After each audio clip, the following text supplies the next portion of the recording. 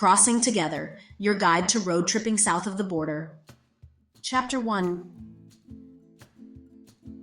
Escaping Fear. The road to freedom took me through various cities and states in Mexico. Everyone takes a different route, and I chose my route because of safety and because I had some friends I wanted to see in different parts of Mexico. Here is the list of states and cities we traveled through. The first part of our journey took us through Baja California, Ensenada, Tijuana, Mexicali, Rosarito Beach, and Califia, not necessarily in that order. In Sonora, we drove through Hermosillo, Guaymas, Navojoa, and Los Mochis, while in Sinaloa, we drove through Mazatlan. In Jalisco, we had a chance to pass through Guadalajara. We really enjoyed the architectural leanings of Puebla City in the state of Puebla. And no trip to Mexico is complete without spending time in Oaxaca City, Oaxaca. The city's so nice, they named it twice. In Veracruz, we drove through Villahermosa, Coatzacoalcos, followed by Tabasco, Campeche City and Campeche, the Ciudad del Carmen, and finally our destination, Playa del Carmen. We calculated the entire trip to be 3,205 miles in 7 days, from Baja to Quintana Roo. What a trip. We are going to get into the details of what you need to know on the road, but before we get into the journey itself, I have to warn you against scammers. Beware of scammers. Looking back, I suppose I was an obvious target for scammers.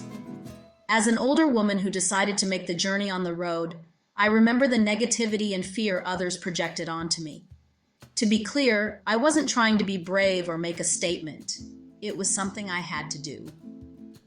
Just 6 months before, I would have been the last person to consider such a journey. When I mentioned my plans to friends and family, I was bombarded with warnings. The cartel will get you.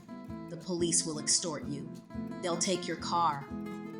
Most of these comments came from people who were speaking out of fear, having never made the trip themselves. The only person who offered to help me drive into Mexico was someone I thought of as a friend from San Diego. I met this dude about a year earlier. He was fluent in Spanish, had lived in Mexico, and was working on some expat real estate projects in Baja California. He was really eager to help because he had a friend he wanted to visit in Costa Rica. I was excited. We planned the trip, got all the necessary documents, and I sent him $2,000. He picked up my car and drove it to San Diego.